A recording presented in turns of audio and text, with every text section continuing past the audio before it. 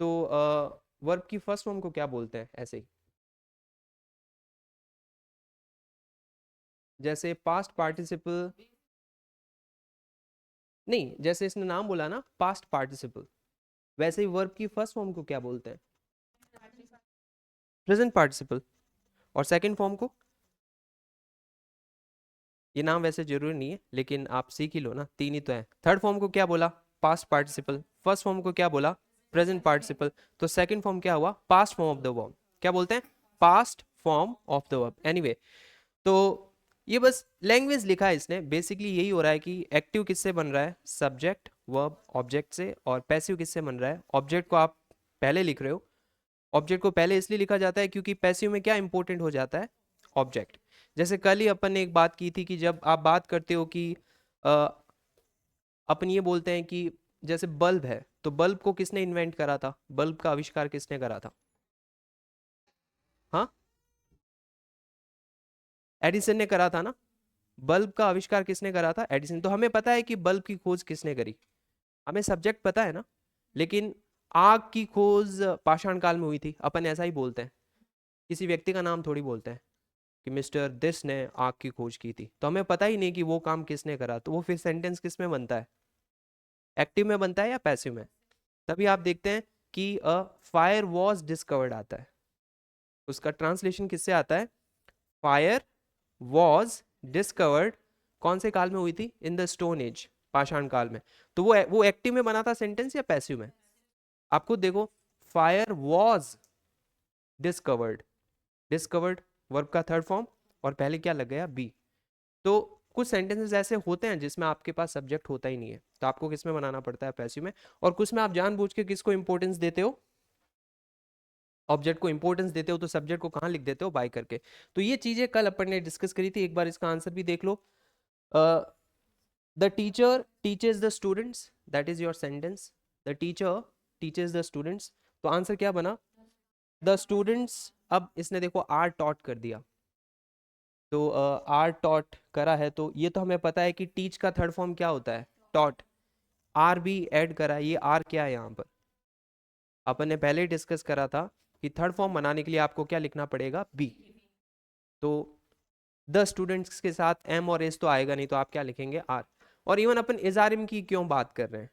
Were taught क्यों नहीं लिखा, या बीइंग टॉट क्यों नहीं लिखा, या बीइंग टॉट क्यों नहीं लिखा? तो ये चीजें अपन सीखेंगे किसके थ्रू? टेंसेस। क्योंकि टीचर्स वर्ब की कौन सी फॉर्म है? First form. तो ये कौन सा टेंस है? Present simple. और प्रेजेंट सिंपल के एक्टिव से पैसिव बनाने के लिए किसकी हेल्प ली जाती है? Is are am third form की। किसकी हेल्प ली जाती है? Is are am third form. तो देखो, the students are taught by the teacher, ये आप दोनों सेंटेंस एक बार लिख लीजिएगा, फिर आगे मैं आपको रूल्स लिखवा देता हूँ।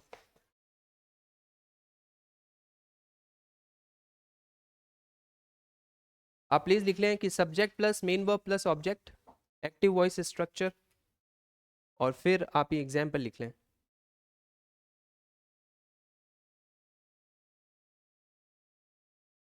Subject plus main verb plus object.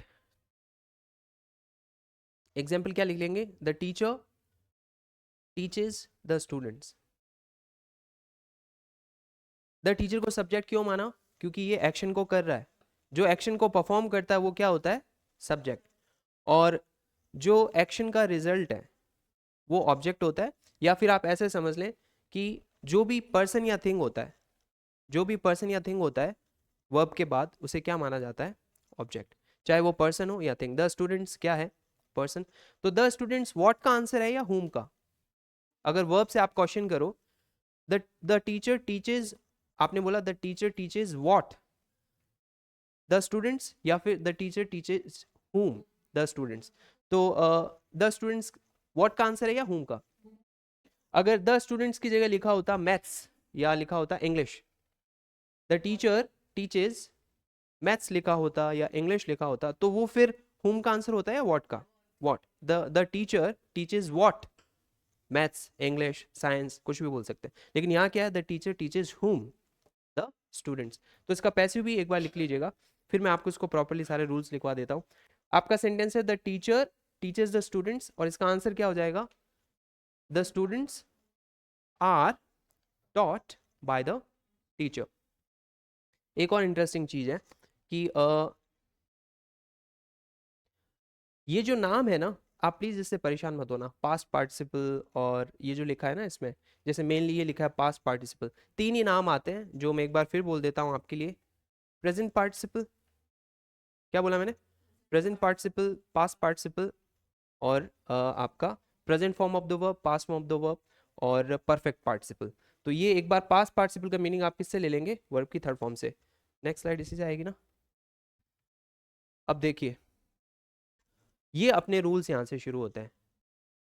तो आप आज का अपना जो हेडलाइन रहेगा वो है tense wise conversion rules. Conversion का मतलब बदलना, एक्टिव से पैसिव टेंस वाइज कैसे बदलते हैं वो अपने को सीखना है। सारे टेंसेस कितने हैं, अगर बाय नेम आप देखो तो कितने टेंसेस हैं, 12 है ना। 12 में से कितने ऐसे टेंसेस हैं जिनका एक्टिव से पैसिव बनता है, ओनली ओनली 8, ओनली 8। 4 ऐसे टेंसेस हैं जिनका एक्टिव से क्या नहीं बन पाएगा, पैसिव। कारण क्या है, कारण सिंपल सा ये है, क्या उनमें ऑब्जेक्ट नहीं होता क्या, ऑब्जेक्ट तो होता है, लेकिन फिर भी क्यों नहीं बना पाते, सीधी सी बात है कि उसका बी थर्ड फॉर्म नहीं बन पाता। क्या नहीं बन पाता, बी थर्ड फॉर्म। यही रीजन है कि 12 में से जो 4 टेंसेज हैं आप एक्टिव से पैसिव नहीं बना पाएंगे। तो ये 8 के रूल्स हैं। तो मैं इसमें कुछ कुछ एक्स्ट्रा ऐड भी करवाऊंगा। तो आप सबसे पहले लिख लें प्रेजेंट सिंपल टेंस, और उसमें एक्टिव की स्ट्रक्चर क्या रहेगी, subject plus base form of the verb plus object. क्या रहेगा, base form of the verb का मीनिंग क्या हुआ, वर्ब का फर्स्ट फॉर्म। जैसे गो, गोज, वेंट, गॉन, गोइंग, इसमें बेस फॉर्म कौन सा है, गो। गो से गोज बना, उसी से वेंट बना, उसी से गॉन बना, उसी से गोइंग बना। बेस फॉर्म का मतलब ओरिजिनल। गो से क्या बनाते हो आप, गोज, उसी से क्या बनता है, वेंट, गॉन, गोइंग। तो बेस फॉर्म ऑफ वर्ब का मीनिंग क्या हुआ, the very first form of the verb. और फिर क्या हो गया, ऑब्जेक्ट। तो एग्जाम्पल क्या लिखा, she writes a letter, she writes a letter. तो अ लेटर क्या है, व्हाट का आंसर है या हुम का, what, she writes what a letter. अपन पहले भी डिस्कवर कर चुके हैं, एस्टेब्लिश कर चुके हैं इस चीज को कि व्हाट और हुम के आंसर से क्या होते हैं, ऑब्जेक्ट। व्हाट और हुम के आंसर से क्या होते हैं, ऑब्जेक्ट। और व्हाट और हुम के क्वेश्चंस किससे किए जाते हैं, वर्ब से। तो देखो प्रेजेंट सिंपल टेंस का स्ट्रक्चर क्या होता है, subject, base form of the verb और object. Base form of the verb के ब्रैकेट में अगर आप लिखना चाहो तो वर्ब की फर्स्ट फॉर्म लिख लेना। अगर आपको कंफ्यूजन हो कि base form of the verb क्या है, तो वर्ब की फर्स्ट फॉर्म है। एग्जाम्पल क्या है, शी राइट्स अ लेटर। फिर पैसिव का क्या होगा, पैसिव क्या होगा, ऑब्जेक्ट पहले लिखेंगे तो आप लिखो ऑब्जेक्ट। एक बार ऑब्जेक्ट लिखने के बाद आपको क्या बनाना पड़ता है, बी थर्ड फॉर्म। क्या बनाना पड़ता है, बी थर्ड फॉर्म। तो थर्ड फॉर्म को इसने लिखा पास्ट पार्टिसिपल, लेकिन पास्ट पार्टिसिपल से इसके पहले क्या लिखा, देखो इज आर एम। ये इज आर एम क्या है, बी है। क्या है, बी की फर्स्ट फॉर्म है। तो आप लिखें एक बार, देखो अपन इसको डिस्कस करते हैं अच्छे से, एक बार आप लिख लीजिए, object plus is are am is am are plus past participle plus by subject. और जो शी राइट्स अ लेटर है, इसका पैसिव क्या हो जाएगा, a letter is written by her, a letter is written by हर।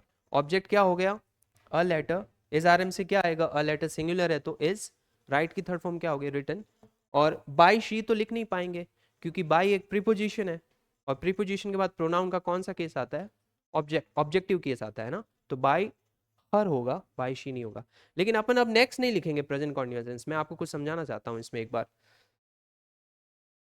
आप कहेंगे कि ठीक है, सब्जेक्ट वर्ब की फर्स्ट फॉर्म, ऑब्जेक्ट एक्टिव हो गया, और पैसिव क्या हो गया, एक्टिव क्या हुआ प्रेजेंट सिंपल टेंस में, सब्जेक्ट, वर्ब की फर्स्ट फॉर्म और ऑब्जेक्ट। तो पैसिव क्या हुआ, object, is are am, third form और बाई सब्जेक्ट। लेकिन ये तो एक पॉजिटिव सेंटेंस है। अगर ये नेगेटिव होता तो, या इंटरोगेटिव होता तो, या इवन डब्ल्यू एच इंटरोगेटिव होता तो उसका पैसिव आप कैसे बनाते। तो मैं आपको प्रेजेंट सिंपल टेंस का ही ये जो है ना, शी राइट्स अ लेटर, ये मैं आपको डब्ल्यू एच प्रश्नवाचक में लिखवाता हूँ। या आप में से कोई बना सकता है इसका W H interrogative, she writes a letter. She she writes a letter, ये जो सेंटेंस है ना, ये तो एक सकारात्मक वाक्य है। अगर इसी वाक्य का आप प्रश्नवाचक बनाना चाहो इसी टेंस में, ये कौन सा टेंस है, वर्ब की फर्स्ट फॉर्म वाला प्रेजेंट सिंपल है ना, तो जरूरी थोड़ी ना है कि एक्टिव हमेशा सकारात्मक ही होगा, एक्टिव प्रश्नवाचक भी तो हो सकता है, तो फिर उसका पैसिव भी तो आपको इंटरोगेटिव बनाना होगा। तो शी राइट्स अ लेटर का अगर अपन डब्ल्यूएच इंटरोगेटिव बनाना चाहें तो आप, जैसे मान लो वाई से बनाया, किससे बनाया, अपन ने कल ही डिस्कस करा था कि प्रश्नवाचक वाक्य बनाने के लिए अगर डब्ल्यूएच प्रश्नवाचक बना रहे हो तो पहले डब्ल्यूएच आता है, फिर क्या आता है सहायक क्रिया, फिर क्या आता है सब्जेक्ट, फिर क्या आता है वर्ब। तो वर्ब की फर्स्ट फॉर्म में सहायक क्रिया कौन सी चलती है, डू या डज, और शी के साथ क्या आएगा, डज। तो एक एक सेंटेंस लिखना इसका पैसिव बना के बताओ, why does she write a letter, why does she write a letter, और प्रश्नवाचक चिन्ह। इसको प्लीज समझना, देखो ये सबसे मुश्किल है एक्टिव पैसिव में, प्रेजेंट सिंपल के ये जो प्रश्नवाचक होते हैं ना, बाकी में तो क्या होता है कि आपको हेल्पिंग वर्ब ऑलरेडी गिवन होती है, इसमें डज आपने खुद की तरफ से लिखा है, देखो शी राइट्स अ लेटर में आपने खुद खुद ने कैसे बनाया उसे, why does she write a letter, तो सब्जेक्ट है शी और ऑब्जेक्ट है अ लेटर, तो जहां शी है वहां तो आएगा अ लेटर, और जहां अ लेटर है वहां हो जाएगा बाय हर, ये तो समझ में आ गया, वाई का वाई आएगा। अब बदलेगा क्या कि राइट का तो रिटर्न होगा, राइट का क्या होगा रिटर्न, और ये डू डज को हटाना पड़ेगा और अपने को एक दूसरी सहायक क्रिया लानी पड़ेगी जो कि बी है। अपन प्रेजेंट सिंपल टेंस में थर्ड फॉर्म किसके साथ लिखते हैं, इज आर एम के साथ, किसके साथ लिखते हैं, इज आर एम, तो ये डज हटाना पड़ेगा आपको। तो आंसर कैसे होगा, वाई का वाई लिखें आप, वाई क्या लिखेंगे, वाई डज नहीं आ सकता, डज हेल्पिंग वर्ब है जो हटेगा और बी आएगा, बी का मतलब इज आर एम वॉजबर उनसे, यहां पर वॉजबर का तो कोई मीनिंग है नहीं, तो इज आर एम से ही चलेगा काम। तो इज आएगा, आर आएगा या एम, ये किससे डिसाइड होगा, ये डिसाइड होगा कि आप आगे क्या लिखने वाले हो। तो शी की जगह आप क्या लिखने वाले हो, ऑब्जेक्ट को आगे लाओगे अ लेटर, तो अ लेटर के साथ तो इज ही आएगा, तो आंसर ऐसे नहीं हो जाएगा, why why why a letter is written by her, और why is a letter, is a letter और a letter is a letter, क्योंकि इंटरोगेटिव मेंटेन करना है ना, तो ऐसे होगा देखो, why is why is a letter written by her, and then you need to remember कि वहां put an interrogative mark है ना, क्वेश्चन मार्क, तो वो कैसे होगा, why is a letter written by her, कैसे होगा, why is a letter written by her। तो अगर एक और लिख लो इसका, ये तो था प्रश्नवाचक, एक आप नेगेटिव लिख लो फिर अपन नेक्स्ट टेंस में चलते हैं। और अगर ऐसा हो, दे डू नॉट, मैं एक नए सेंटेंस लिखवा रहा हूं आपको, they do not, THEY, they do not, they do not help, they do not help anyone in this town, in this town, in this town, town की स्पेलिंग क्या होगी, TOWN, इन दिस टाउन। अब please इसको समझना, ये मैंने आपको purposefully लिखवाया है, इसमें ना एक चीज होती है कि ये है ना, ये जो एनीवन लिखा है ना, एनीवन या एनीबडी कुछ भी लिखा हो, या एवरीबडी ऐसा कुछ भी लिखा हो, तो ना कभी कभी पेपर में ना वो क्या करते हैं कि पहले आप इसका बनाओ, पैसिव बनाओ, एक बार बनाओ आप, नहीं इसका एक इंटरेस्टिंग भी बनता है, आप इसका पैसिव बनाओ, ये बहुत दफ़ा ऐसा हुआ है, तो आप इसको इस सेंटेंस के थ्रू प्लीज़ याद रखना। देखो आपको रूल पता है, तो बहुत ही सिंपल है, ऑब्जेक्ट क्या है, एनीवन ही है ना, इन दिस टाउन ऑब्जेक्ट नहीं है, वो तो जगह है, तो आप सिंपल सिंपल लिख दो, एनीवन। अब एनीवन के साथ इज आर एम से क्या आएगा, ये सिंगुलर ही माना जाता है, ये ना, एनीवन, एनीबडी, समवन, ये सुना है ना, समबडी, ये सारे क्या माने जाते हैं, ये इनडेफिनिट प्रोनाउंस है, तो इनको सिंगुलर माना जाता है, क्या माना जाता है, सिंगुलर। तो आप दे की जगह तो क्या लिखोगे, एनीवन, दे की जगह क्या लिखोगे, एनीवन। अब डू नॉट तो हटेगा, डू नॉट किस में बदल जाएगा, इज नॉट, क्योंकि एजारम भी तो लिखने पड़ेंगे ना। और हेल्प जो है उसकी थर्ड फॉर्म क्या हो जाएगी, हेल्प्ड, ईडी लग जाएगा।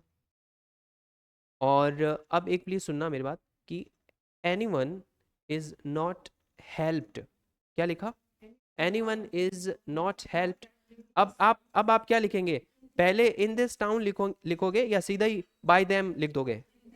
हाँ, वो जो रिमेनिंग पार्ट है वो लिखे, इन दिस टाउन क्या लिखेंगे, इन दिस टाउन। अब क्या बच गया, बाय देम, दे का क्या हो जाएगा, देम।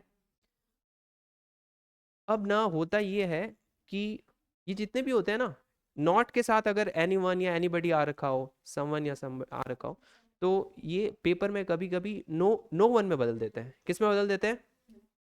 जैसे ही ये नो वन में बदलेगा या नो बडी में बदलेगा, तो फिर आगे जो आप नॉट लिख रहे हो ना, उसकी रिक्वायरमेंट क्या हो जाएगी। तो इसका एक और, ये तो सही है, ये गलत नहीं है कि एनीबडी इज नॉट हेल्प्ड। इसका एक और आंसर हो सकता है ये ऑप्शन में नहीं हो, एनीबडी इज नॉट हेल्प्ड। तो फिर ऑप्शन में क्या होगा, एनीबडी, एनीवन लिखा है या एनीबडी, एनीवन लिखा है तो भी कोई प्रॉब्लम नहीं है, आप लिखो नो वन। क्या लिखो, नो वन के साथ इजी आएगा। अब इसके बाद नॉट आएगा क्या, क्योंकि नो वन अपने आप में नेगेटिव है ना, दो नेगेटिव्स नहीं होते, दो नेगेटिव्स माइनस माइनस प्लस हो जाता है ना, तो ये फिर नेगेटिव रहेगा नहीं। तो आप एक ही नेगेटिव लिखते हो, तो नो वन इज, फिर सीधा ही क्या लिख दो, helped, is helped, no one is helped in this town by them. Both are absolutely correct. Anybody is not, anyone is not helped in this town, or no one is helped in this town. इससे ज़्यादा present simple tense में अब नहीं है। Present simple tense में ये questions ही आपके बन सकते हैं। एक बार प्लीज आप मेरे लिए रिपीट कर सकते हो क्या, कि प्रेजेंट सिंपल टेंस का मीनिंग वर्ब की कौन सी फॉर्म होती है, बेस फॉर्म, फर्स्ट फॉर्म। और पैसिव बनाने के लिए of course be third form चाहिए होता है।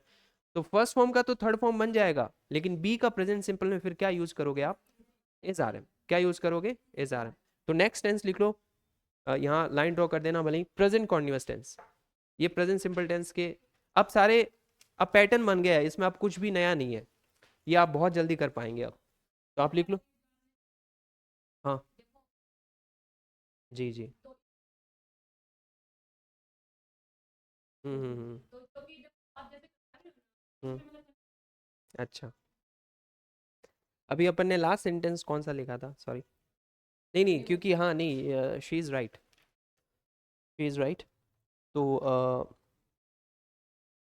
लास्ट सेंटेंस क्या लिखा था अपन ने? हाँ, तो अपन ने अपना सेंटेंस था कि दे दे डू नॉट, सेंटेंस था they do not help anyone in this town. फिर पैसिव अपन ने करा कि क्योंकि डू नॉट हेल्प कौन सा टेंस है, प्रेजेंट सिंपल का नेगेटिव है, तो पैसिव भी किस में बनेगा, नेगेटिव में। तो अपन ने लिखा था कि एनीवन, फिर पैसिव बना रहे हो तो ऑफ कोर्स हेल्प का तो हेल्प्ड हो जाएगा, लेकिन ये जो डू नॉट वगैरह ये तो हटाना पड़ेगा ना, किस में चेंज होगा, इज आर एम में। तो अपन ने करा कि anyone is not, do not, do, नहीं देखो नॉट तो नहीं हटा रहे अपन, डू इसलिए हटा रहे हैं, that's a very good question. Do इसलिए हटा रहे हैं क्योंकि एक तो ये जो सेंटेंस है पैसिव का है, ये तो अपन स्टैब्लिश कर चुके हैं। और जब भी एक्टिव से पैसिव लिखते हैं ना, तो देखो तीन ही चीज़ें करते हैं। इसमें से पहली चीज़ आपने क्या करी थी कि एनीवन को आगे प्लेस करा, क्योंकि वो ऑब्जेक्ट था, तो ऑब्जेक्ट इंपॉर्टेंट हो जाता है इसमें, तो ऑब्जेक्ट आगे आ गया, है ना। दूसरी चीज़ होती है कि सब्जेक्ट को बाद में प्लेस करना, वो आप आगे करेंगे। तो दो चीज़ें तो ये हो गई। अब तीसरी चीज़ जो है ना, वो है कि वर्ब में कुछ आपको चेंजेस करने पड़ते हैं। तो वर्ब में जब चेंजेस करते हैं, तो वर्ब में दो चेंजेस होते हैं। एक तो जो भी आपकी मेन वर्ब हो ना, चाहे फर्स्ट फॉर्म हो, सेकंड फॉर्म हो, आईएनजी फॉर्म हो, उसे किस में बदलना पड़ेगा, थर्ड फॉर्म में। और पैसिव में थर्ड फॉर्म बनाने के लिए साथ में क्या जोड़ना पड़ता है, बी। क्या जोड़ना पड़ता है, बी।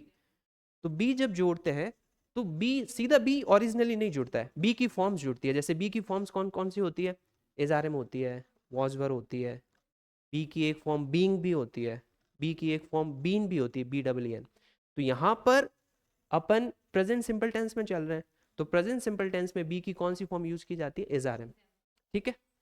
अब क्योंकि डू खुद एक सहायक क्रिया है, तो अगर डू नहीं हटाएंगे अपन, इसको ऐसे देखना, तो आगे थर्ड फॉर्म तो नहीं लिख पाएंगे क्योंकि डू डज के बाद तो वर्ब की कौन सी फॉर्म आती है, फर्स्ट फॉर्म। हाँ नहीं, ये टेंस तो वही है, जैसे डू भी, डू डज वाला भी प्रेजेंट सिंपल है, और is are am third form भी कौन सा है, प्रेजेंट सिंपल। बस इसमें एक चीज आप इसको ऐसे देख लें कि जब भी आप थर्ड फॉर्म बनाएंगे ना मेन वर्ब की, तो उससे पहले आपको हेल्पिंग वर्ब के फॉर्म पे बी लिखना पड़ेगा। दूसरी जो भी हेल्पिंग वर्ब होना, जैसे डू डज ये हेल्पिंग वर्ब है अपने को पता है, वैसे ही जैसे हैज होता है, हेल्पिंग वर्ब के तौर पे बी का आना बहुत जरूरी है पैसिव में।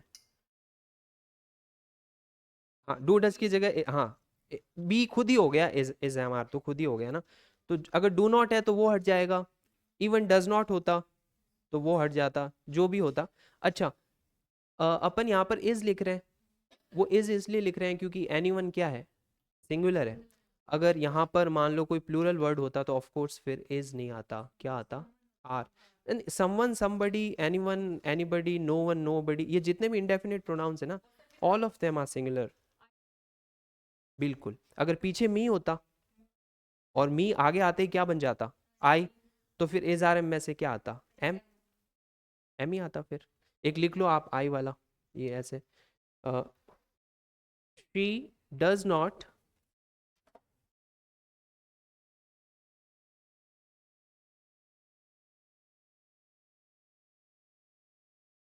शी डज नॉट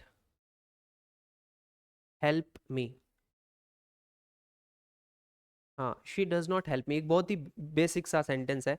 अपन ये यहाँ पे कोशिश कर रहे हैं कि शी डज नॉट हेल्प मी, ये कौन सा टेंस है, she does not help me, present simple है, और सेंटेंस का टाइप कौन सा है, नेगेटिव, तभी तो ये डज नॉट लिखा, शी डज नॉट हेल्प मी।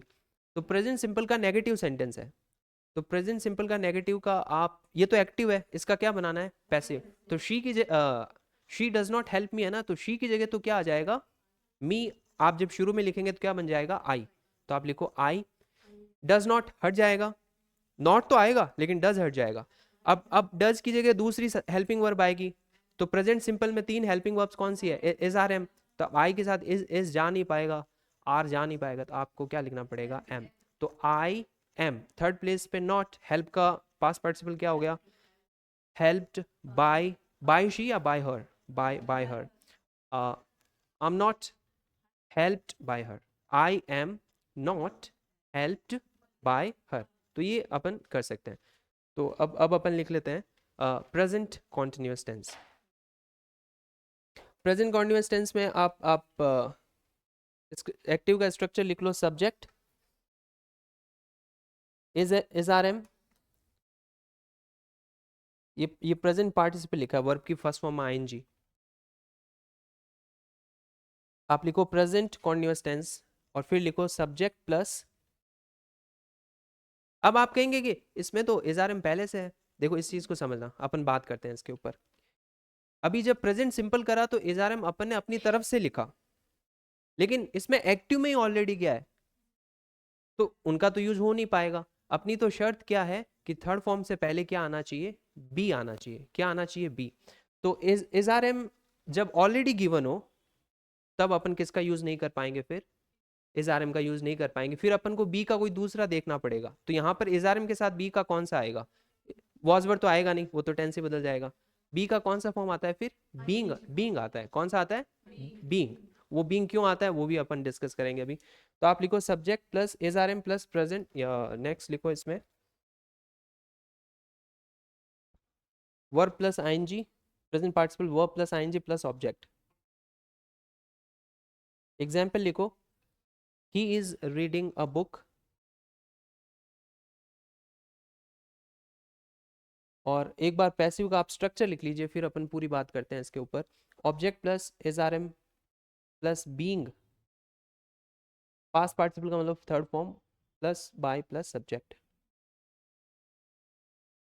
अब ना आप इसका पैसिव का स्ट्रक्चर देखो, पैसिव के स्ट्रक्चर में दो चीजें बहुत ही रेगुलर सी हो रही है कि शुरू में क्या लिख दिया, ऑब्जेक्ट, और सेंटेंस को किससे एंड कर रहा है, बाय प्लस सब्जेक्ट से। ये तो रेगुलर चीज है, हमें पता है, ऐसा तो होएगा ही होएगा। वर्ब में इसने क्या करा देखो, इज आर एम को मेंटेन करा, आईएनजी को यकीनन थर्ड फॉर्म में बदला, और साथ में क्या लिखा है, बीइंग। तो ये बीइंग इस वजह से आएगा। एक तो इज आर एम के बाद वर्ब की कौन सी फॉर्म आती है, ING form. Is are am के बाद वर्ब की कौन सी फॉर्म आती है, आईएनजी फॉर्म। नॉर्मली देखें तो इज आर एम के बाद बी का, तो इसने क्या कर दिया, बीइंग। बीइंग लिखने से एक चीज ये हुई कि इस टेंस का नाम क्या है जो अपन अभी कर रहे हैं, present continuous tense. Present continuous tense का मतलब ही क्या हुआ, वर्ब की फर्स्ट फॉर्म है आईएनजी, बिना आईएनजी तो कॉन्टिन्यूअस हुआ ही नहीं। तो इसने थर्ड फॉर्म तो बनाया मेन वर्ब को, लेकिन साथ में अपनी तरफ से क्या ऐड कर दिया, बीइंग। इससे वो आईएनजी वाली फीलिंग भी इसकी बनी रही, समझ रहे हो इस चीज को। हालांकि एक्टिव से पैसिव बन चुका है, बीइंग की वजह से अभी भी ये कौन सा टेंस है, प्रेजेंट कॉन्टिन्यूअस टेंस। अभी भी कौन सा टेंस है, प्रेजेंट कॉन्टिन्यूअस टेंस। हालांकि आपने जो रियल में आईएनजी फॉर्म थी उसको तो किस में बदल दिया, थर्ड फॉर्म में, वो तो करना पड़ेगा पैसिव में।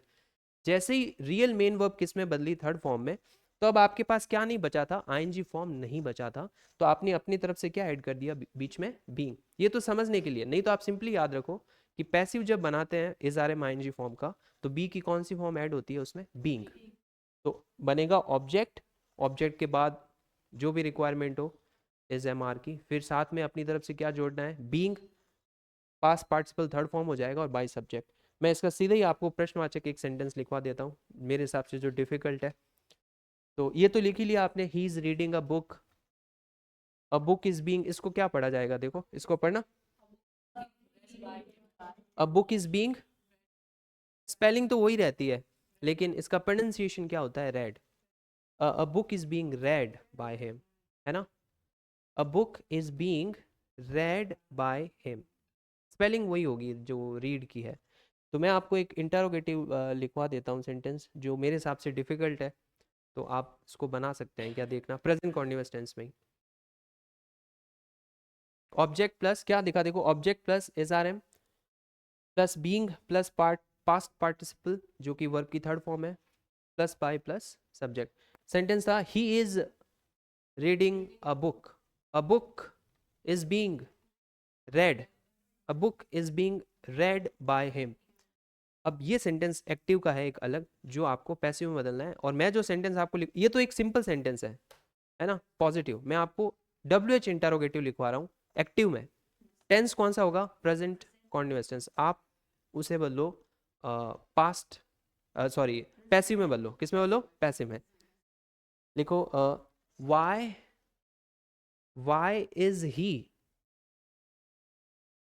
वाई इज ही, मैं इसे थोड़ा सा मुश्किल बनाने की कोशिश कर रहा हूँ, है ना। Why is he looking,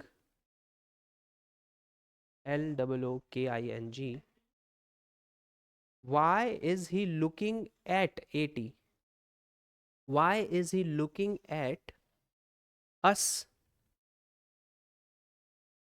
like this, like this का मतलब इस तरीके से, प्रश्नवाचक चिन्ह, हाँ, मार्क ऑफ इंटरोगेशन आ जाएगा क्वेश्चन। देखो सेंटेंस क्या है कि वाई प्रश्नवाचक बना दिया तो ही इज तो आएगा नहीं, इज ही होगा। वाई इज ही, लुक का मतलब, लुक एट का मतलब किसी की तरफ देखना, लुक एट का मीनिंग क्या होता है, किसी की तरफ देखना। Why is he looking at us, वो हमारी तरफ क्यों देख रहा है, लाइक दिस का मतलब इस तरीके से, वो हमारी तरफ इस तरीके से क्यों देख रहा है। ये तो है एक्टिव। तो पैसिव इसका कैसे बनेगा, तो देखो इसमें प्लीज इसको ऐसे समझो, वाई का तो क्या आएगा, वाई, सब्जेक्ट क्या है, सब्जेक्ट क्या है, ही, और ऑब्जेक्ट क्या है, अस। तो ही की जगह तो आ जाएगा क्या, अस। आगे आगे जब आप शुरू में लिखेंगे तो अस किस में चेंज हो जाएगा, ही तो चेंज हो जाएगा वी में, ही किस में चेंज हो जाएगा, वी में, क्योंकि ही को तो बदलना है ना, ऑब्जेक्ट को आगे लिखना है। और जहां पर अस लिखा है ना, जहां पर अस लिखा है वहां पे क्या हो जाएगा, ही का हिम। ये तो कंफर्म्ड है इतना तो। दूसरी एक चीज और कि is are am ING form किस में चेंज हो जाएगी, is are am being third form में, किस में चेंज हो जाएगी, is are am being third form में। तो देखो सेंटेंस ऐसे जाएगा, वाई का आएगा वाई, वाई का क्या आएगा, वाई। अब एक्टिव में इज था, क्या पैसिव में भी इज आएगा, देख लेते हैं आएगा या नहीं। क्योंकि एक्टिव में तो इज इस वजह से था क्योंकि सब्जेक्ट ही था। अब ही की जगह तो अपन अस को आगे ला रहे हैं, तो वो किस में बदल रहा है, वी में, तो ऑफ कोर्स इज तो नहीं रहेगा, वो इज किस में चेंज हो जाएगा, आर। तो ऐसा नहीं हो जाएगा क्या, why are we, why are we. अब ये जो बीइंग थर्ड फॉर्म है, बीइंग तो किसके साथ जुड़ेगा, सहायक क्रिया के साथ जुड़ता है या मुख्य क्रिया के साथ, मेन वर्ब के साथ जुड़ता है। तो ये जो लुक है ना, लुक, लुकिंग जो लिखा है ना, लुकिंग, तो इसकी थर्ड फॉर्म होगी लुक्ड, उससे पहले क्या आ जाएगा, बीइंग। तो ऐसे नहीं हो जाएगा, वाई आर वी, फिर आएगा बीइंग, फिर आएगा लुक्ड, फिर क्या आएगा, लुक्ड। ये जो एट है ना, ये मेन वर्ब के साथ ही जुड़ा रहेगा, इसमें हटाना नहीं है इसे। Why are we being looked at, कैसे होगा, why are we being looked at. तो अपन ने दो ही चीजें करी है अब तक, हालांकि खूब खूब सारे शब्द लिख दिए, लेकिन काम दो ही करे हैं। एक तो ये करा कि ऑब्जेक्ट को लिखा सब्जेक्ट की जगह, और दूसरा ये करा वर्ब की क्या बनाई है, थर्ड फॉर्म। अब ये काम और बाकी है, वो कौन सा है, जहां जो अपन ने सब्जेक्ट शुरू में छोड़ा था, वो अब कहाँ लिखना पड़ेगा, यहाँ पर। वो क्या था, ही। तो ही क्या हो जाएगा, बाय हिम। ही क्या हो जाएगा, अच्छा बीच में कोई शब्द और रह गया क्या, हाँ सॉरी सॉरी, लाइक दिस, वो बीच में ऐड हो जाएगा, कोई ना, आप एरो एरो से ऐड कर दो, हाँ। तो ऐसे हो जाएगा, why are we being looked at like this by him, ये बीच में पहले आ जाएगा like this, why are we being looked at like this by him, और प्रश्नवाचक चिन्ह। एक बार फिर सुन लो प्लीज। देखो आपने, ये सेंटेंस मुश्किल इस वजह से है क्योंकि एक तो ये प्रश्नवाचक है, और ऊपर से क्या है, ये डब्ल्यू एच प्रश्नवाचक है। हालांकि टेंस तो अभी भी प्रेजेंट कॉन्टिन्यूअस ही था, और प्रेजेंट कॉन्टिन्यूअस का मीनिंग किससे हुआ, is are am ING form. और is are am ING form का पैसिव किस में बनता है, is are am ING form का पैसिव किस में बनता है, is are am being third form में। तो डब्ल्यू एच तो डब्ल्यू एच ही रहता है, चेंज नहीं होता है। सब्जेक्ट की जगह ऑब्जेक्ट आ जाता है, और ऑब्जेक्ट की जगह क्या चला जाता है, सब्जेक्ट। क्योंकि सेंटेंस प्रश्नवाचक था, तो थोड़ा ध्यान रखना पड़ा कि एक तो ये जो आपका ही था, वहां पर हमने क्या करा था, वी, उस वजह से वो जो इज था वो किस में चेंज हुआ, आर में। तो वाई आर वी, फिर थर्ड फॉर्म सीधा नहीं लिखा जाता प्रेजेंट कॉन्टिन्यूअस टेंस में, बीइंग भी जोड़ना पड़ता है। तो वो लुक्ड के से पहले क्या लिखना पड़ा, बीइंग लुक्ड, और एट तो पहले से जुड़ा था, तो उसे वापस लिखना पड़ेगा। फिर बचा क्या था, सब्जेक्ट, जो क्या था, ही। तो वो किस कैसे बना फिर, बाय हिम, और बीच में एक शब्द और था, लाइक दिस। तो पूरा सेंटेंस कैसे बना, why are we, why are we being looked at like this by him, and mark of interrogation. दो कौन से टेंस करें आपने, देखो सारे 8 टेंसेज है ना, इसमें से दो कौन से करें आपने, प्रेजेंट सिंपल, और दूसरा कौन सा है, पास्ट सिंपल। प्रेजेंट सिंपल का मीनिंग किससे होता है, वर्ब की फर्स्ट फॉर्म, पैसिव किस में बनता है, is are am third form, is are am third form. Present continuous tense का में वर्ब कौन सी आती है, is are am ING form, तो उसका पैसिव किससे बनता है, is are am being third form. तीसरा तीसरा लिख लीजिए, प्रेजेंट, हाँ हाँ जी, हाँ।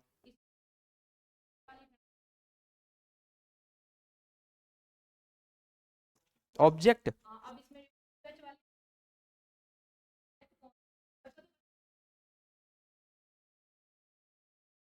नहीं नहीं लिखते हैं,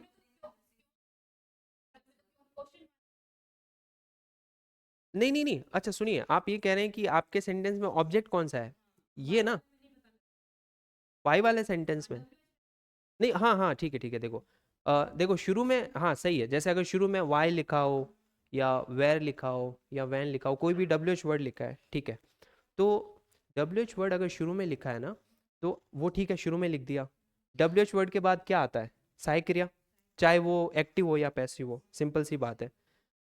तो पहले डब्ल्यू एच वर्ड, फिर क्या आया, हेल्पिंग वर्ब। अब हेल्पिंग वर्ब के बाद सीधा मेन वर्ब तो आएगा नहीं, बीच में क्या आएगा, सब्जेक्ट।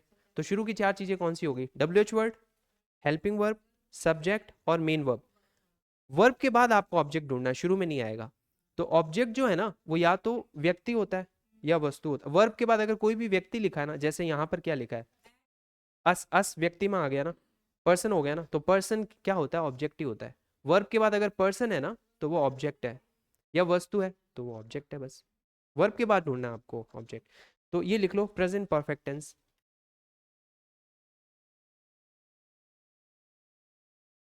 Present perfect tense. तो ये तो अब आपके लिए बहुत ही आसान है। देखो सब्जेक्ट सहायक क्रिया क्या है, हैज हैव, और वर्ब क्या है, past participle plus object.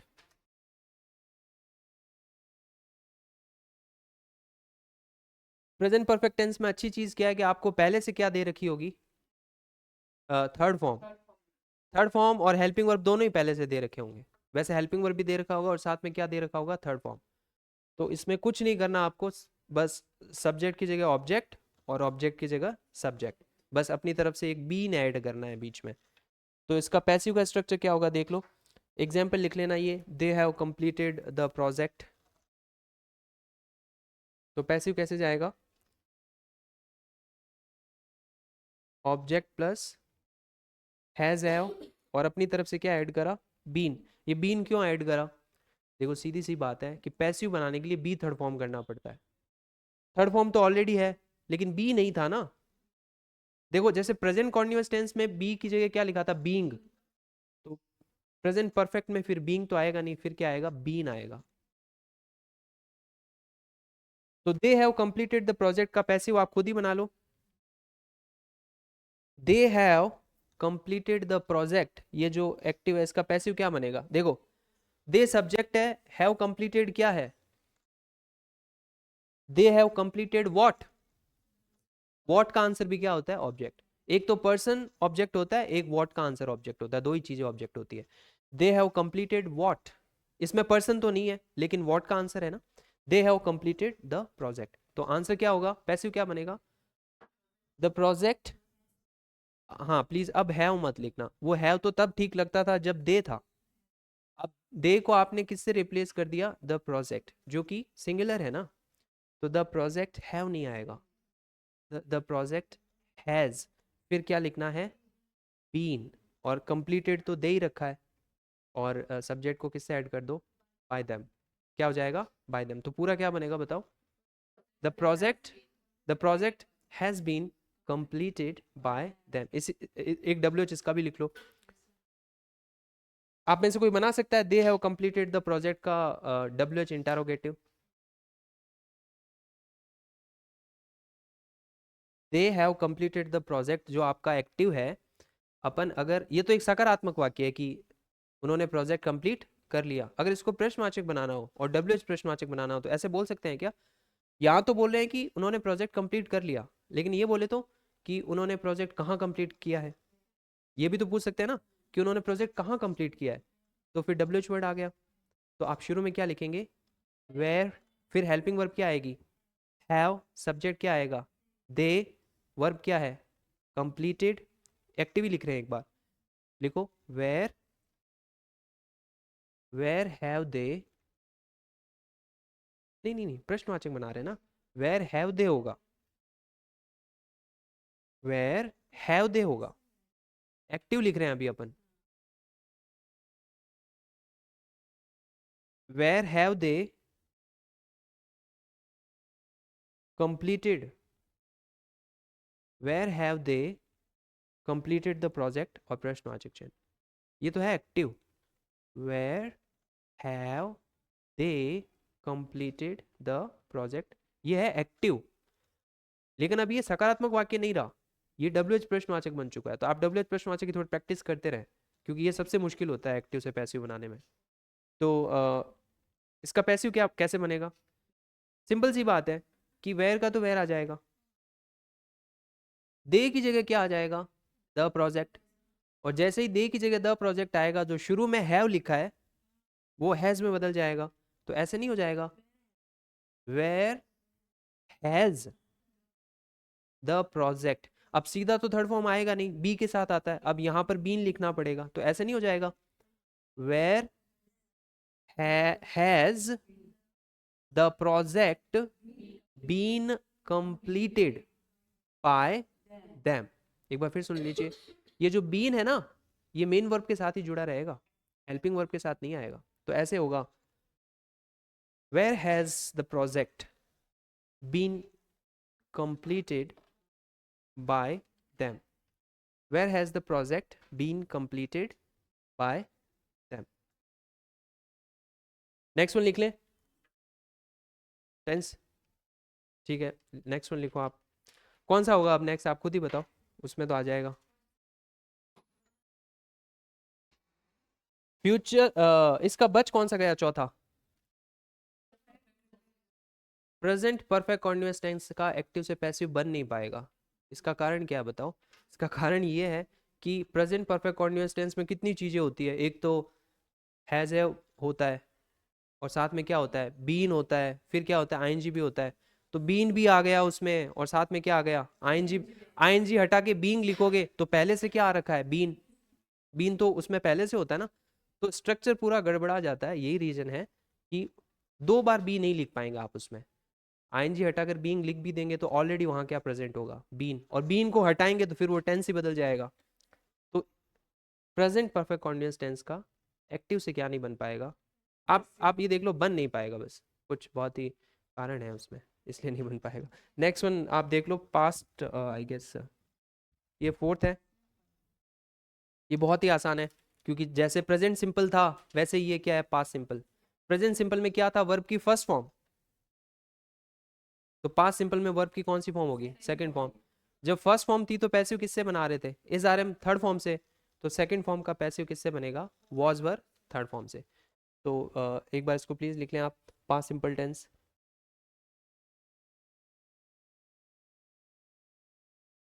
Active कैसे होगा, subject plus past form the verb का मतलब हो गया सेकंड फॉर्म, और साथ में क्या आ जाएगा, object. Past form of verb का मतलब होता है सेकंड फॉर्म। एग्जाम्पल क्या है, आप पढ़ के बता सकते हैं। देखो, past simple tense, subject plus past form of the verb plus object. The chef, chef हो गया, जो कुक होता है वो, मतलब एक्सपर्ट कुक, खाली कुक तो नहीं होता, एक्सपर्ट होता है। तो द शेफ, कुक की सेकंड फॉर्म क्या होगी, कुक्ड द मील। मील किसने कुक करा था, शेफ ने करा था।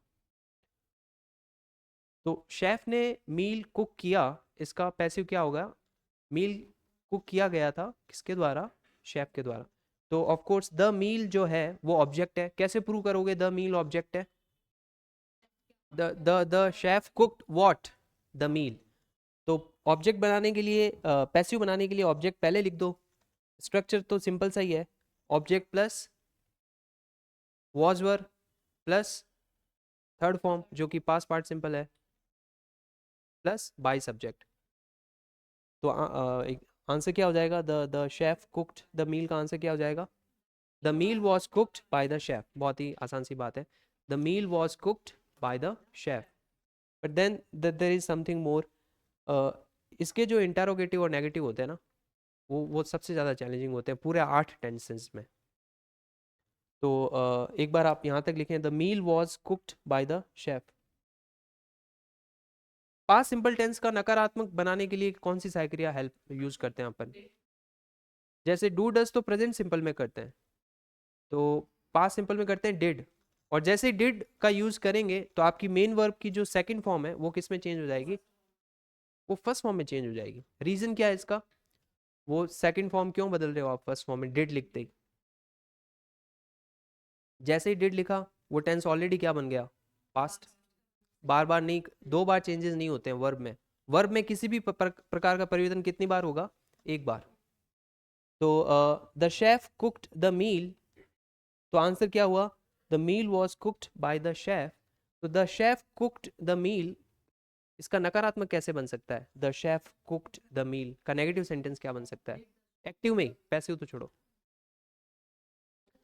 नेगेटिव प्रश्नवाचक नहीं, खाली द शेफ डिड आएगा, और डिड के बाद क्या आएगा, नॉट। और फिर ये जो कुक्ड है, ये कुक्ड जो है वो कुक में चेंज हो जाएगा। तो ऐसा नहीं बन जाएगा क्या, the chef did not cook, the chef did not cook the meal, तो फिर पैसिव कैसे बन जाएगा,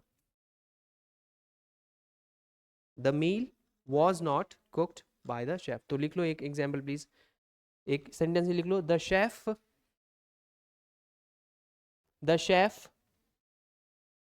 did not, the chef did not cook the meal, the chef did not cook the meal. तो पैसिव कैसे बनेगा? द मील, अब did not तो आएगा नहीं पैसिव में, वॉज नॉट आएगा, क्या आएगा? Was not cooked, third form तो आएगी, the meal was not cooked by the chef, by the chef, the meal was not cooked by the chef. और इसका अगर वो बनाना चाहो आप प्रश्नवाचक, WH प्रश्नवाचक, the chef cooked the meal का आप कोई WH प्रश्नवाचक सोच सकते हो क्या इसी सेंटेंस का, अलग से नहीं? हाँ बोलिए पूरा। हाँ वाई व्हेन, हाँ पूरा।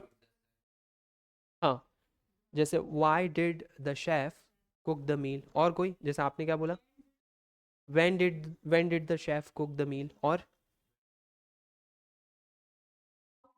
हाँ देखो, कब शेफ ने कुक करा, कैसे करा, क्यों करा, कहाँ करा, ये सारी चीजें। तो आप कोई भी अपन एक सेंटेंस इसमें से ये पकड़ लेते हैं कि वाई लिख दो या ये लिख दो कि कब लिख दो, है ना, व्हेन से लिख दो एक बार। तो आप लिखो व्हेन, एक्टिव लिख रहे हैं, व्हेन, WH वर्ड हो गया व्हेन, WH वर्ड के बाद क्या आएगी? सहायक क्रिया, पास्ट सिंपल में क्या आएगी? डिड, सब्जेक्ट क्या है? द शेफ, व्हेन, बताता हूँ एक बार आप लिख लीजिए, कर अभी डिस्कस करते हैं। When did the chef, first form आएगी कुक, ऑब्जेक्ट आएगा द मील और प्रश्नवाची। वो जो वॉचवर होते हैं ना वो पैसिव में आते हैं, एक्टिव में तो प्रश्नवाचक डिड से ही बनेगा ना पास्ट सिंपल में। पास्ट सिंपल की हेल्पिंग वर्ब डिड ही है, वॉचवर नहीं है। वॉचवर पास्ट सिंपल की हेल्पिंग वर्ब है लेकिन पैसिव में है, पैसिव वॉइस का जो सेंटेंस होता है ना। एक्टिव में तो हेल्पिंग वर्ब कौन सी रहेगी? ओनली डिड, डिड का यूज करना पड़ेगा आपको। तो ये कैसे बनेगा पैसिव, प्लीज कोई बता सकता है? हाँ बिल्कुल, तो ऐसे हो जाएगा ना, वेन का वैन आ जाएगा, डिड की जगह क्या आ जाएगा? वॉज, द शेफ की जगह द मील, और कुक फर्स्ट फॉर्म था, बदल दो थर्ड फॉर्म में, cooked by the chef. When was the meal cooked by the chef? When was the meal cooked by the chef. एक लास्ट और लिखोगे या इतनी बोरियत बहुत है एक दिन के लिए? हाँ, मैं एग्जाम्पल आपको शीट में दे दूँ तो, पूरी शीट ही, हाँ एक दो एग्जाम्पल नहीं होंगे उसमें, मैं आपको पूरी 2 शीट्स दूंगा अराउंड 100 क्वेश्चंस की, और वो 4 ऑप्शंस होंगे उसमें, और ज़्यादातर क्वेश्चंस वही है जो प्रीवियस ईयर में पूछे गए हैं ना, एक्टिव पैसिव किसी भी कॉम्पिटिटिव एग्जाम में। तो आपको पूरा प्रॉपर शीट, हालांकि मैंने सर को तो सेंड कर दी थी, उन्होंने शायद हार्ड कॉपी अभी तक नहीं ली है, क्योंकि खाली रूल्स बहुत बोरिंग है। आप कब तक ऐसे ऐसे करते रहेंगे, डेड आएगा ये आएगा, मतलब भी नहीं है, भूल जाएंगे आप कल तक। बेहतर यही है कि 1-2 दिन में देख लो रूल्स, और वैसे आपको पहले से वो तो पढ़ तो रखा ही है, नहीं भी पढ़ रखा तो यहाँ से आपके सामने आ जाएंगे रूल्स। जब तक हाथ से ऑप्शंस वाले क्वेश्चंस आप देखेंगे कि 50 में से कितने सही कर पा रहे हो आप, 40 या 40 से कम या ज़्यादा, तो वो एक एक सिचुएशन है। तो मैं आपको शीट्स अर्जेंटली कल तक प्रोवाइड करवा दूंगा, कल क्लास में आते टाइम मैं शीट्स लेके आऊँगा। तो एक और लिख लीजिए फिर इस बात पे तो पास्ट कॉन्टिन्यूअस टेंस।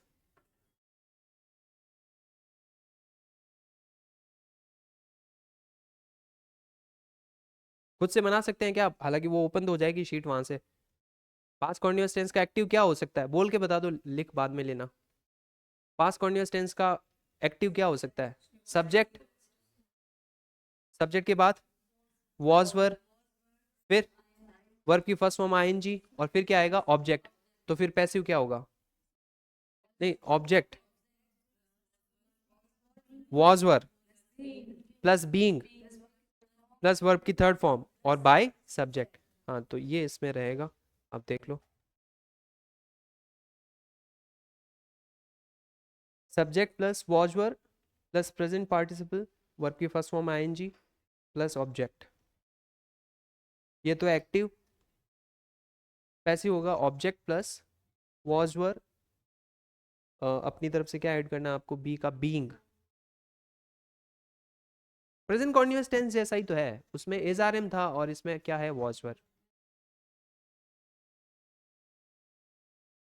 और इवन पास्ट परफेक्ट जो आगे वो भी प्रेजेंट परफेक्ट की तरह ही है, उसमें हैज एव थर्ड फॉर्म था और इसमें हैज एव की जगह क्या है, हैड।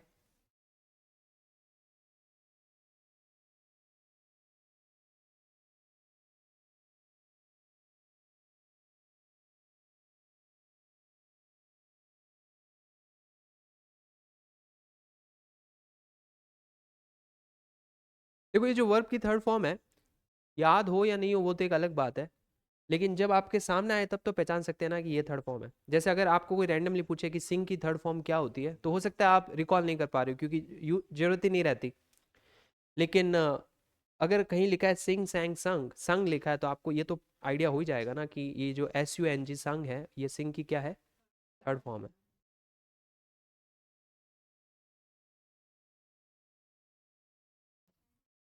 तो subject plus was were plus present participle which is verb ING plus object. तो एक्टिव क्या था, she was singing a song. Passive क्या हो जाएगा, अ सॉन्ग ऑब्जेक्ट है, अ सॉन्ग के लिए वॉज आएगा, थर्ड फॉर्म किससे ऐड कर दिया, बीइंग से, और शी किस में बदल गया, बाय हर। तो a song was being sung by हर, इसका एक WH इंटरोगेटिव बनवा दो आप, she was singing a song. ये तो इंटरोगेटिव हो गया। आप वाई बोला क्या आपने, सॉरी, हाँ हाँ, why was she singing a song. तो ये लिखा क्या, she was singing a song, इसका आंसर अपन कर पा रहे हैं क्या, a song was being sung by हर।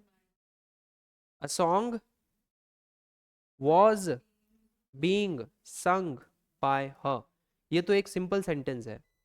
एक WH इंटरोगेटिव लिख लो पास्ट कॉन्टिन्यूअस टेंस का। तो she was singing a song इसी का बना देते हैं। She was singing a song तो हो गया कि वह एक सॉन्ग सिंग कर रही थी। अपन प्रश्न पूछ लें उससे कि वो क्यों एक सॉन्ग सिंग कर रही थी, तो क्या हो जाएगा, वाई शी वॉज और was she, why was she singing a song, please लिख लीजिए, why was, why was she, why was she singing a song, और प्रश्नवाचक चिन्ह हो जाएगा, why was she singing a song. ये तो है एक्टिव, पास्ट कॉन्टिन्यूअस टेंस का एक्टिव है और WH इंटरोगेटिव सेंटेंस है। तो पास्ट कॉन्टिन्यूअस टेंस का पैसिव बनाना है WH इंटरोगेटिव सेंटेंस का, तो कुछ भी परिवर्तन नहीं होता है ज़्यादा।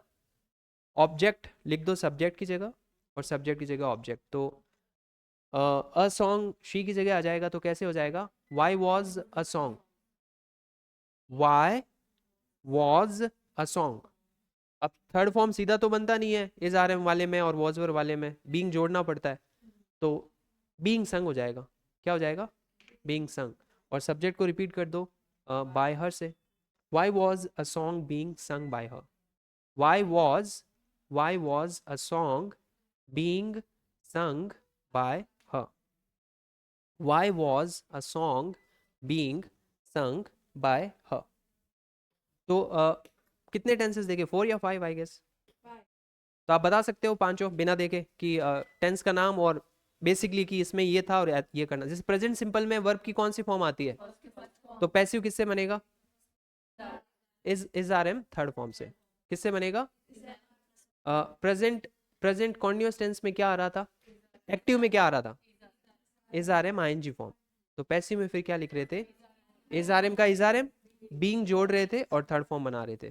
फिर प्रेजेंट परफेक्ट, प्रेजेंट परफेक्ट में एक्टिव में क्या आ रहा है, हैज ए थर्ड फॉर्म, कुछ नहीं करना, हैज ए थर्ड फॉर्म में बीच में क्या जोड़ दो, बीन। वो तीन हो गए प्रेजेंट सिंपल। प्रेजेंट कॉन्टिन्यूअस और प्रेजेंट परफेक्ट। चौथा था पास्ट सिंपल। पास्ट सिंपल में ओरिजिनली क्या आता है, सेकंड फॉर्म। तो सेकंड फॉर्म एक्टिव में है, तो पैसिव में किससे बनेगा, वॉज वर थर्ड फॉर्म। किससे बनेगा, वॉज वर थर्ड फॉर्म। लेकिन पास्ट कॉन्टिन्यूअस टेंस का जो एक्टिव का सेंटेंस है, अगर उसे नकारात्मक बनाना हो तो फिर डू डज का यूज लेते हैं या डिड का, डिड। जैसे ही डिड लिखते हैं, वो जो सेकंड फॉर्म है वो किस में चेंज हो जाती है, फर्स्ट फॉर्म। और पैसिव किससे बनेगा, वॉज वर थर्ड फॉर्म से। फोर्थ फिफ्थ था पास्ट कॉन्टिन्यूअस। पास्ट कॉन्टिन्यूअस में एक्टिव में क्या है, वॉज वर आईएनजी फॉर्म। तो पैसिव में क्या हो जाएगा, वॉज वर आईएनजी फॉर्म की जगह बीइंग जोड़ दो और आईएनजी फॉर्म को किस में बदल दो, थर्ड फॉर्म में। बीइंग जोड़ दो और आईएनजी फॉर्म को किस में बदल दो, थर्ड फॉर्म में। और एक और जो पास्ट का रह जाता है वो कौन सा है, पास्ट परफेक्ट। एक्टिव में क्या होता है पास्ट परफेक्ट में, अगर प्रेजेंट परफेक्ट में हैज ए थर्ड फॉर्म है, प्रेजेंट परफेक्ट में क्या है, हैज ए थर्ड फॉर्म, तो पास्ट परफेक्ट में क्या होगा, हैड थर्ड फॉर्म। वहां हैज ए थर्ड फॉर्म में बीच में क्या जोड़ रहे थे, बीन। यहाँ हैड थर्ड फॉर्म में बीच में आप क्या जोड़ दोगे, बीन। तो इससे एक्टिव से क्या बन जाएगा, पैसिव। तो ये दिख ही रहा है, इसको फिर उतार ही लो लास्ट आप प्लीज। लास्ट वन लिख लो ये, ताकि मैं शीट दे पाऊँ और उससे आप तो अपन थोड़ा कुछ प्रोडक्टिव कर पाए। हालांकि टेंस के अलावा भी दो चार रूल्स और है इसमें, है ना। ये तो एक्टिव पैसिव टेंस बेस्ड है। कुछ एक जैसे इन्होंने WH वर्ड का बोला, उससे भी दो तीन रूल्स बनते हैं। और एक वो इम्पेरेटिव और ऑप्टेटिव सेंटेंसेस और है। पास्ट परफेक्ट टेंस में आप लिख लो subject had plus past participle object.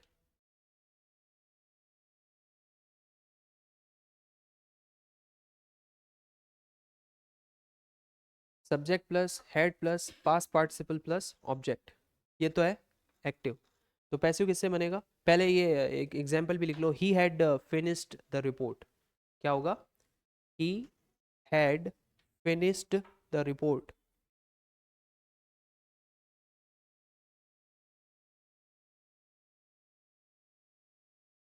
Passive किससे बनेगा, ऑब्जेक्ट, फिर हेड हेल्पिंग वर्ब आ जाएगी, बी की जगह क्या आ जाएगा, बीन, और थर्ड फॉर्म आ जाएगी साथ में, और बाई सब्जेक्ट जुड़ जाएगा। क्या जुड़ जाएगा, बाई सब्जेक्ट। तो पैसिव कैसे बनेगा इसका, he had finished the report. The report had been finished by him. The report had been finished by him. The report had been finished by him. तो 6 टेंसेस कंप्लीट हुए ना। तो अगर मैं आपसे रैंडमली किसी भी टेंस का पूछूं तो आप कर पाएंगे क्या? आप में से किसको ये लगता है कि आप 6 में से कोई भी एक सेंटेंस दे दो, मैं सबसे पहले आई कैन डू इट। हाँ, अच्छा, नहीं मतलब सब आपकी तरफ आपके भरोसे बैठे रहेंगे, आपको करके बताना है पहले।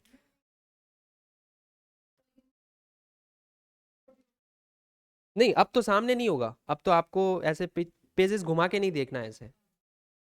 ये तो बहुत ही कस्टमाइज्ड हो गया ना, सामने हाँ हेड बीन, ऐसे नहीं।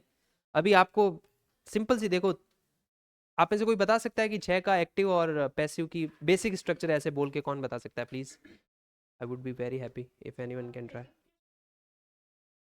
नहीं, जैसे ऐसे हो ना, प्रेजेंट सिंपल टेंस में क्या होता है, फर्स्ट फॉर्म होती है, तो पैसिव बनता है is are am third form से। प्रेजेंट कॉन्टिन्यूअस में क्या होता है, is are am ING form होती है, तो पैसिव बनता है इज आर एम तो आएगा, बीइंग थर्ड फॉर्म जोड़ देते हैं। फिर प्रेजेंट परफेक्ट में हैज एव थर्ड फॉर्म होता है, साथ में क्या जोड़ देते हैं, बीन। पास्ट सिंपल में सेकंड फॉर्म होता है, तो पैसिव में वॉज वर थर्ड फॉर्म कर देते हैं।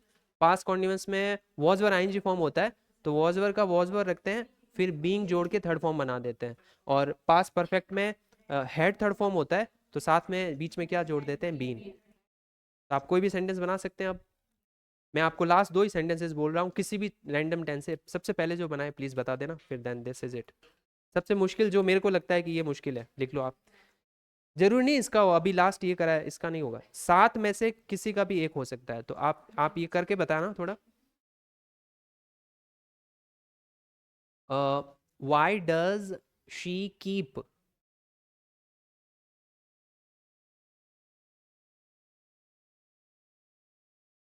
Y does she keep this dog in my room. Please एक बार फिर सुन लीजिए। Y does she keep, keep का मतलब रखना, KEEP, keep this dog in my room और प्रश्नवाचक चिन्ह। तो इसका हिंदी ट्रांसलेशन क्या हुआ? Why does she keep this dog in my room. अच्छा, आंसर भी हो गया। हाँ, इसका आंसर करके बताओ आप। कौन सा टेंस है ये? Present simple. प्रेजेंट सिंपल का पैसिव किससे बनता है? Is are am third form से। किससे बनता है? Is are am third form. जहां सब्जेक्ट है वहां ऑब्जेक्ट लिख दो, WH का WH आ जाएगा, ये डू डज हट जाएंगे और इज आर एम आ जाएंगे, और फर्स्ट फॉर्म किस में बदल जाएगा? कीप की थर्ड फॉर्म क्या होती है? केप्ट। क्या होती है? Kept, KEPT। तो आप इसको करके बताओ सभी प्लीज। आपने क्या लिखा? हाँ।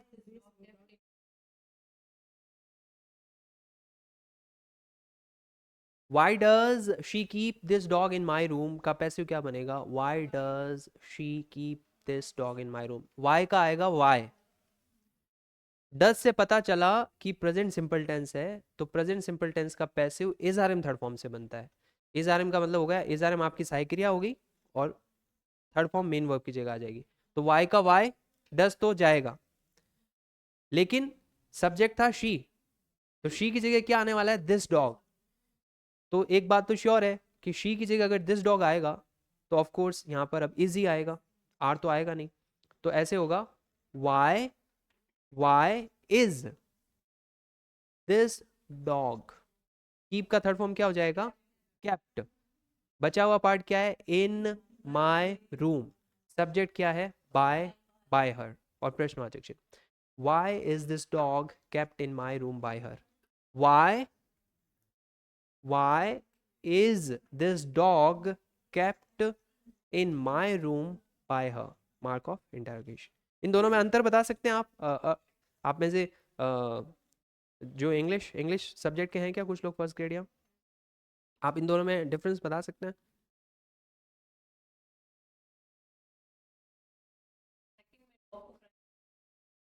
हम्म। It's just a translation. तो आप में से कोई ट्राई करेगा इसका मीनिंग? ऐसे ही, मैं इसमें कोई इंपॉर्टेंट नहीं है, मैं ऐसे ही पूछ रहा हूँ। ये जैसा है ना कि why does she keep this dog in my room and why is this dog. तो एक सीधी सी बात है कि एक्टिव में क्या इंपॉर्टेंट था? सब्जेक्ट। पैसिव में क्या इंपॉर्टेंट हो गया? ऑब्जेक्ट। तो अब जो बोलने वाला व्यक्ति है ना, वो इस डॉग से इतना परेशान हो चुका है कि उसने किसको इंपॉर्टेंस दे दी? वो हर दिन रख रही है, उसी के रूम में रख रही है, पसंद तो उसे है, लेकिन वो रख कहाँ रही है? किसी, हाँ, मेरे रूम में अगर डॉग को रखा जा रहा है, 1 दिन 2 दिन 10 दिन 20 दिन 1 महीना, आपने बोला बोला बोला और फिर फाइनली आप ऐसे फ्रस्ट्रेटेड होके क्या बोलते हो? अब ये नहीं बोलोगे कि उसने ये डॉग यहाँ, वो ये डॉग यहाँ क्यों रखती है, फिर आप क्या बोलोगे? ये डॉग यहाँ क्यों रखा जाता है ना। तो नेचुरली आप उस समय अपना सेंटेंस एक्टिव में बनाओगे या पैसिव में? हिंदी में भी देख लो ना, आप कभी कभी ना उस चीज के ऊपर ही फोकस करते हो, है ना। ये प्रश्न मेरे से क्यों पूछा जा रहा है बार बार, है ना। वो आप मेरे से ये प्रश्न क्यों पूछ रहे हो, वो नहीं रहता। फिर आपका सेंटेंस क्या हो जाता है? ये बात मेरे से क्यों पूछी जा रही है, आपका फोकस किस पे हो जाता है? ये बात, वो बात इतनी बार हो चुकी है कि अब आप फाइनली क्या कर रहे हो? आप ऑब्जेक्ट को इंपॉर्टेंस दे रहे हो। तो फर्क तो देखो पड़ता है एक्टिव से passive. Anyway, see you tomorrow. मैं कोशिश करूंगा पूरी की शीट्स मैं आपको दे दूं ताकि आप इनको यूटिलाइज कर पाएं। Thank you.